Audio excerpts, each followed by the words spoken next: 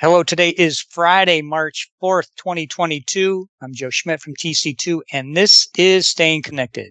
I'm sure most of you will agree that the last couple of years have been challenging in so many ways. We've all had to adopt new ways of doing things, working from home and, actually using the company UC platform to communicate with colleagues and vendors. There have been dramatic societal changes as well, but now companies are also dealing with the mass exodus of employees. Many employees are reassessing not only how and where they work, but also why they work. This is a worldwide phenomenon. So let's look into what this means as it pertains to network lifecycle management, both from the enterprise perspective and the supplier perspective. To do that, I'm joined by my fellow TC2 director, Theresa Knutson. Now, here's something interesting. Before the podcast, Theresa informed me that Anthony Klotz, an organizational psychologist and professor at Texas A&M, was the person that coined the phrase for this new era we are in. And that phrase is the Great Resignation. Hey, Theresa, first, thanks for continuing to be my TC2 colleague and not being one of those great resignators. And second, thanks again for joining me on the podcast.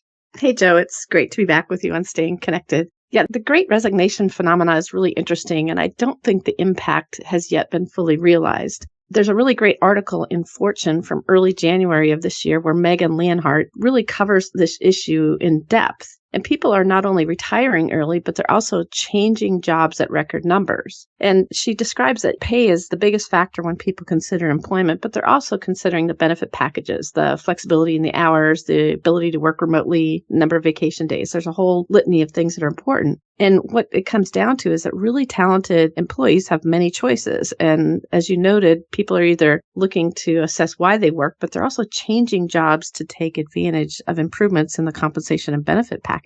In essence, really assessing whether they've accumulated enough wealth to date to exit or retire earlier than they ever planned. Yeah, crazy times for sure. And you are right. This exodus of talent is impacting every business. So let's talk about this first from the network supplier perspective. How is this impacting them?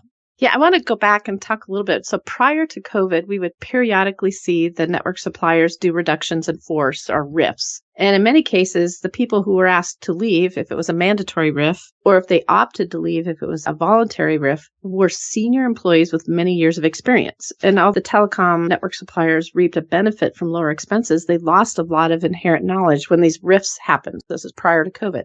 Now, telecom suppliers have pushed their customers to self-service portals like using Verizon's VEC portal or AT&T's Business Center to open trouble tickets and billing tickets and do their own reporting.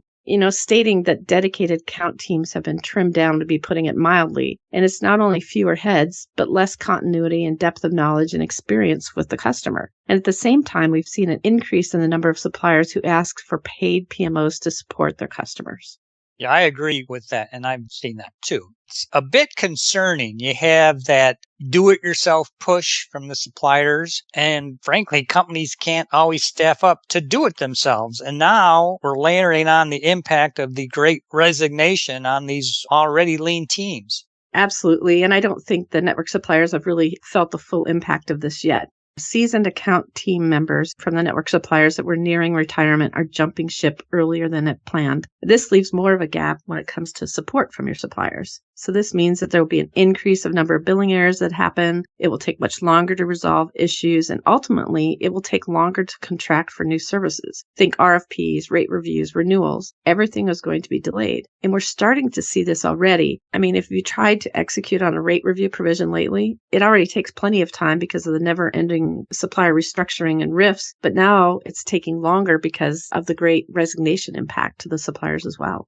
Hey, Theresa, what about enterprises? I have seen more than a few of my clients experience people retiring early.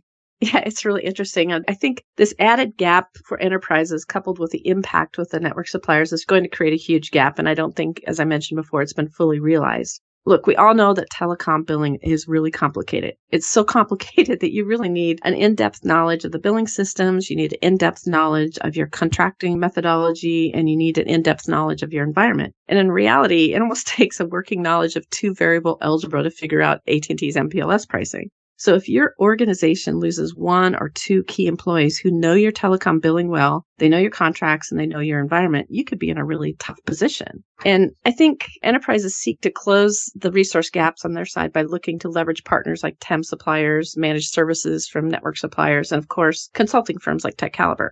TC2, we only represent enterprises, and we often work with our clients in a variety of arrangements to fill gaps. We have several clients who utilize what we call a lifecycle arrangement, where we fill in the gaps the employees used to do. We do everything from budgeting and forecasting, month-end close support, audit and cost management reviews, and we also support and implement not only network services, but also we source, implement, and even help manage externally provided telecom expense management partner services. And I wanted to share with you one example of a resource gap that I recently experienced and where TC2 was able to help. A company had a single employee leave, and that single employee was responsible for all of their telecom contracts and all of their billing. When the person left, the CIO was concerned because of this gap. He reached out and he said, "Can you help?"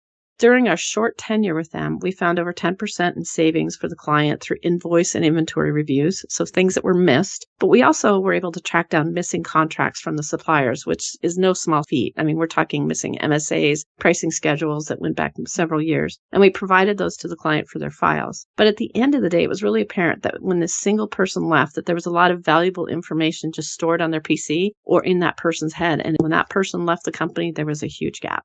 Well, you are right. This is our sweet spot at TC2. And gosh, we've been doing this for over 20 years. So I guess we've seen a thing or two. In fact, on the last podcast that Ben Fox and I did, we looked at network as a service. But on that podcast, we opined that companies seem to want more as a service offerings. And actually, that is what we provide as a service consulting to solve these types of problems that you just outlined. Okay, Theresa, do you have any closing thoughts for us?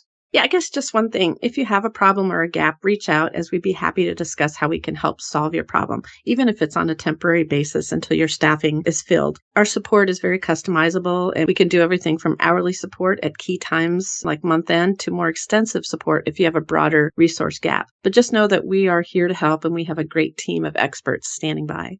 Okay, good stuff. As you just heard, expertise shortages will impact how you manage your ICT affairs. So if you'd like to talk to Theresa, me, or any of our LB3 and TC2 colleagues about what we can do to help, please give us a call or drop us an email. You can also stay up to date by subscribing to Staying Connected, checking out our websites, and by following us on LinkedIn.